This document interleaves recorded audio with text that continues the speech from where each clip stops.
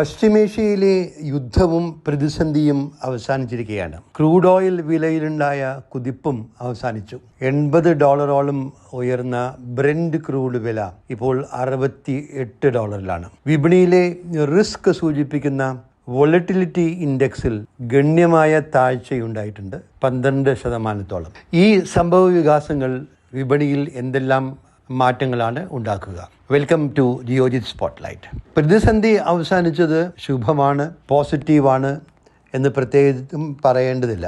എങ്കിലും വിപണിയിൽ വലിയ കുതിപ്പിനുള്ള സാധ്യത കുറവാണ്. ഒരു മാസത്തിലേറെയായി 24,500, 25,000 എന്ന റേഞ്ചിലായിരുന്നു നിഫ്റ്റി. ഈ റേഞ്ച് ബ്രേക്ക് ചെയ്തിരിക്കുകയാണ്. On the upside Nifty will remain above the upper end of this range.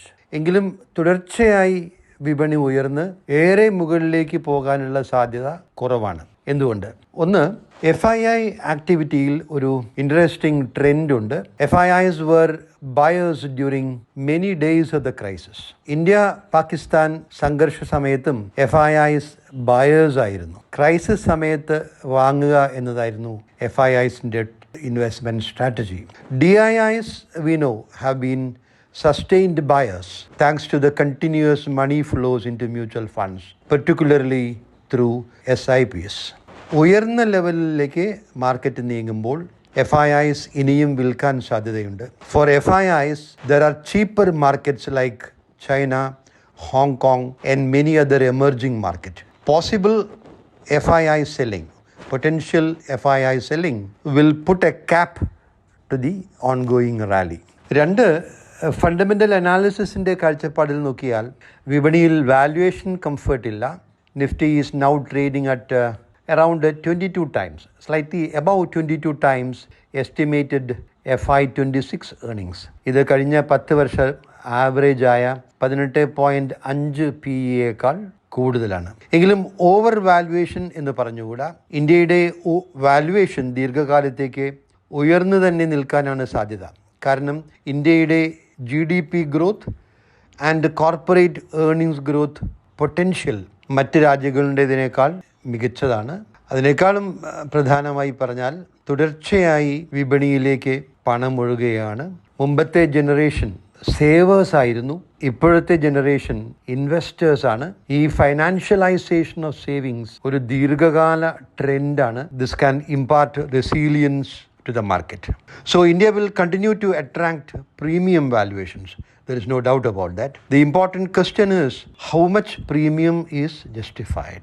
What is the main challenge for investors now? നിക്ഷേപകർ ഇപ്പോൾ നേരിടുന്ന പ്രധാന വെല്ലുവിളി റീസണബിളി വാല്യൂഡ് ആയ ഗ്രോത്ത് സ്റ്റോക്സ് എങ്ങനെ കണ്ടെത്താം എന്നതാണ്. ഇപ്പോഴത്തെ സാഹചര്യത്തിൽ ഇത് എളുപ്പമല്ല. മികച്ച ഗ്രോത്ത് സ്റ്റോക്സ് ഉള്ള മിക്ക സ്റ്റോക്സിനെല്ലാം ഉയർന്ന വാല്യുവേഷൻസ് ആണ്. BSE 500 സ്റ്റോക്സിന്റെ median valuation, median PE price earning multiple 38 ആണ്. അതായത് BSE 500 സ്റ്റോക്സിൽ പകുതി സ്റ്റോക്സിന്റെ PE 38 മുകളിലാണ് എന്നർത്ഥം.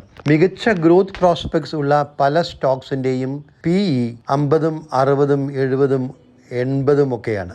വളരെ ഉയർന്ന വാല്യുവേഷനിൽ സ്റ്റോക്സ് വാങ്ങുമ്പോൾ മികച്ച റിട്ടേൺസിനുള്ള സാധ്യത ആപേക്ഷികമായി കുറവായിരിക്കും. വാറൻ ബഫറ്റിന്റെ പ്രസിദ്ധമായ കോട്ട് ഓർക്കുക: It is better to buy a wonderful company at a fair price rather than a fair company at a wonderful price. സേഫ്റ്റിക്ക് എപ്പോഴും പ്രാധാന്യം കൊടുക്കുക. ഇപ്പോഴത്തെ സാഹചര്യം നോക്കിക്കഴിഞ്ഞാൽ many stocks have a wonderful price. ഉദ്ദേശം, ഒരു വർഷം മുമ്പ് 2024 മെയ് മാസത്തിൽ HDFC bank attractively valued safe bet ആണെന്ന് ആവർത്തിച്ച് പറഞ്ഞിരുന്നു.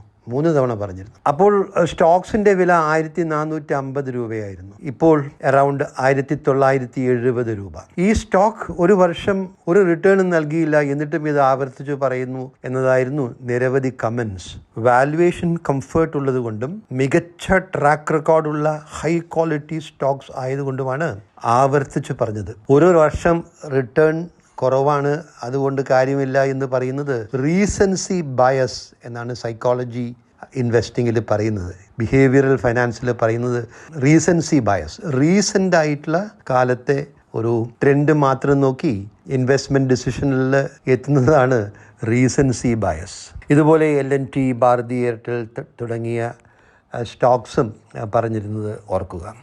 HDFC ബാങ്കിൻ്റെ സബ്സിഡറിയായ HDB ഫൈനാൻസിൻ്റെ IPO ഇന്ന് ആരംഭിക്കുകയാണ്. 740 രൂപയ്ക്ക് ഈ സ്റ്റോക്ക് വളരെ ആകർഷണീയമായ ഒരു IPO ആണ്. We strongly recommend subscription to this IPO. Valuations കൂടുതലാണ് പല സെഗ്മെൻറ്റ്സിലും എന്ന് പറയുമ്പോഴും വളരെ ദീർഘകാല നിക്ഷേപകർക്ക് ചില സെഗ്മെൻറ്റ്സ് ഇപ്പോഴും ആകർഷണീയമാണ്. ഉയർന്ന വാല്യുവേഷൻസ് ആണെങ്കിലും പെട്ടെന്ന് ഉയർന്ന റിട്ടേൺസ് ലഭിക്കില്ല. പക്ഷെ ദീർഘകാല കാഴ്ചപ്പാടിൽ നല്ല റിട്ടേൺസ് ലഭിക്കാനുള്ള സാധ്യതയുണ്ട്. ഉദാഹരണം, ക്യാപിറ്റൽ മാർക്കറ്റിലെ stock exchanges, asset management companies, depositories, wealth management companies എന്നിവ. വാല്യുവേഷൻസ് കൂടുതലാണെങ്കിലും ഇവ ഒരു മൾട്ടി ഇയർ ഗ്രോത്ത് സ്റ്റോക്സ് മാത്രമല്ല, മൾട്ടി ഡിക്കേഡൽ ഗ്രോത്ത് സ്റ്റോക്സ് ആണ്. നല്ല long term, very long term prospects ഉള്ള ഒരു സെഗ്മെൻ്റാണ്. ഓട്ടോ കമ്പോണൻസിൽ സുബ്രോസും മദർസൺ വയറിങ്ങും മികച്ച പ്രോസ്പെക്ട്സ് ഉള്ള സ്റ്റോക്സ് ആണ്.